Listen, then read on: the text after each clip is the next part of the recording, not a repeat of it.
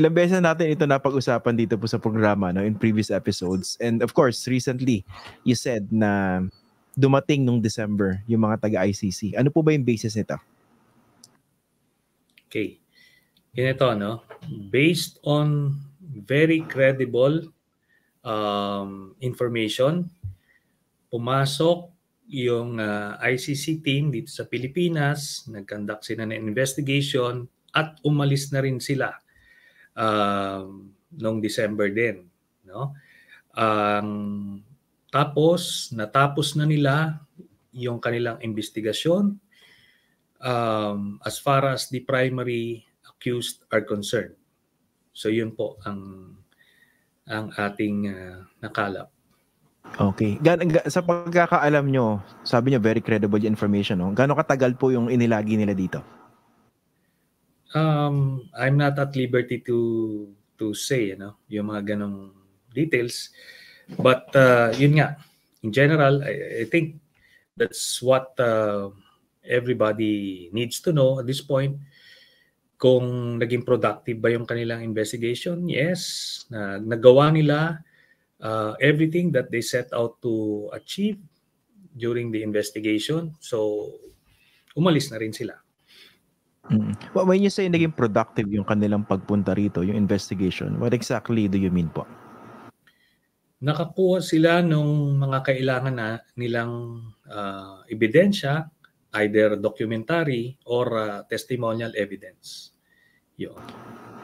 Okay. Does it mean na nag-cooperate yung gobyerno officially? No. Walang government cooperation, walang direct engagement kasi yun naman yung mensahe ng gobyerno ni President Marcos. So, ganun. But hindi naman kailangan, no? I think nagawa nila yung kailangan gawin. Yun. Without the explicit directive from the government to engage. Okay. Kasi tinitingnan ko yung naging statement ni President Marcos, 'di ba? In-interview po siya rito kanina. Ang sabi niya, "Let me say this for the 100th time. I do not recognize the jurisdiction of the ICC in the Philippines. I consider this as a threat to our sovereignty." Pero sabi niya, as ordinary people, they can come and visit the Philippines pero hindi kami tutulong sa kanila. What do you make of those statements? Nga pala, nakalimutan ko yung part na sabi niya, therefore, the Philippine government will not lift a finger to help any investigation that the ICC conducts. Pero sabi nga niya, as ordinary people, they can come and visit the Philippines pero hindi kami tutulong sa kanila. Meron ba kayo nakitang contradiction dito sa statement na ito or wala naman? Wala naman. At in fact,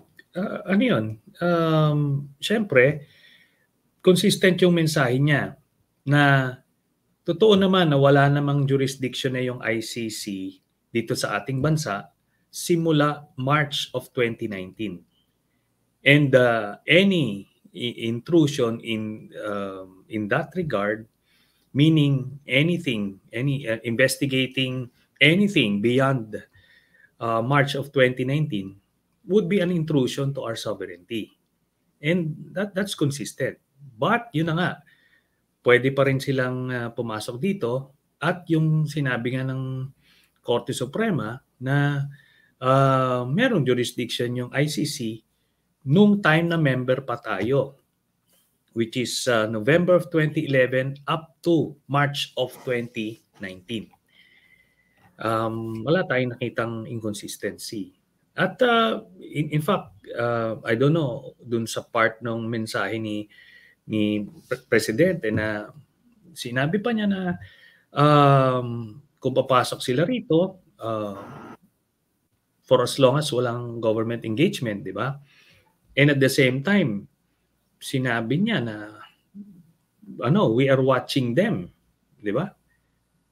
We are watching them to make sure that they won't engage with the government agencies. So that's consistent with my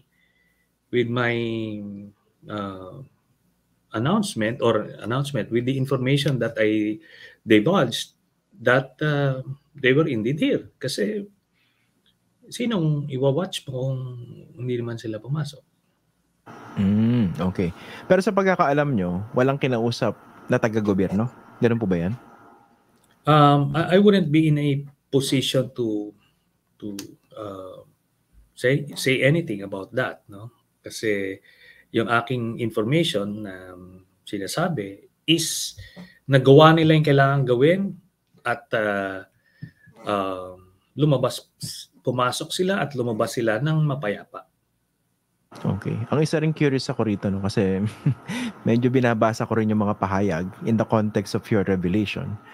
Correct me if I'm wrong, Senator. No? Wala pa ako nadinig na denial from the government na nagpunta nga sila rito. Tama ba? Wala naman denial, di ba? Wala naman. In fact, meron ka bang complete message ni President Marcos? Hindi. Ito yung sa ano niya, yung ambush interview ata ito kanina eh. Pero naglabas din ng statement yung DOJ at saka si Solicitor General Minardo Guevara. Ayun. Yes, but for the President, yung sa President mismo, di ba yung sinasabi nyo na ano to, I consider it sabi niya, let me say this for the 100th time, I do not recognize the jurisdiction of ICC in the Philippines. I consider it as a threat to our sovereignty. Therefore, the Philippine government will not lift a finger to help any investigation that the ICC conducts. Then, sinabi niya that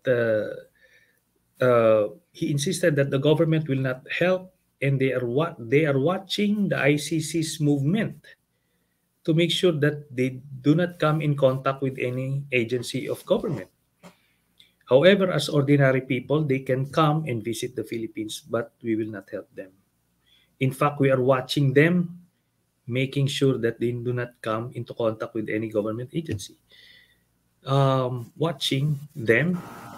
So, ibig sabihin, I don't know how that part of the statement would be interpreted. Mukhang confirmation, no? Hindi lang walang denial. Mukhang confirmation. Parang ganun ang dating, di ba? Yeah. Pero maliwanag din naman siya dun sa consistent yung sinasabi niya. Walang direct government engagement, pero hindi sila pwedeng i-bar from entry because hindi naman sila fugitives or criminals or hindi sila persona non grata, no? So the Philippines will not be in a position to stop them from entering the country, pero binabantayan nga sila to make sure hindi sila. Kaya sige sir. May yung binanggit nyo kanina na completed yung investigation nung nagpunta sa dito nung December. Paano nyo nasabi na completed? And can you elaborate on that, yung completed na yun? Yun yung naparating sa akin na informasyon. Okay?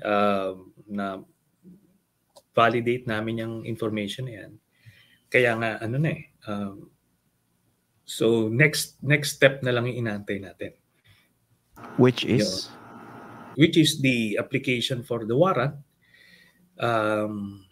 sa pre-trial chamber.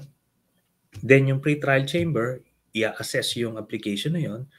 If they find merit do sa application na yun, they will issue the warrant of arrest doon sa mga mga akusado. Historically, ang nakikita nila between 1 to 3 months yung issuance ng warrant from the time of the application.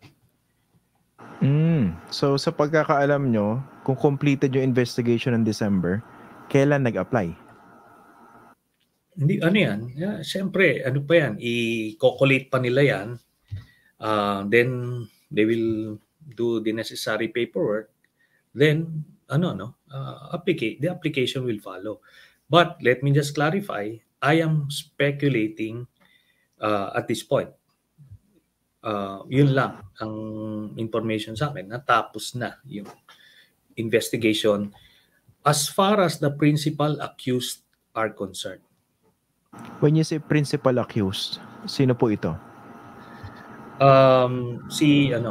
Si former President Duterte, si Bato de la Rosa, si Bongo, no?